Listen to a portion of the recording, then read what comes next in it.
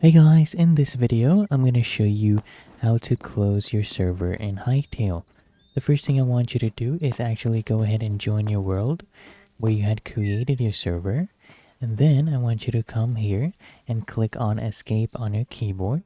That will actually open up the settings menu.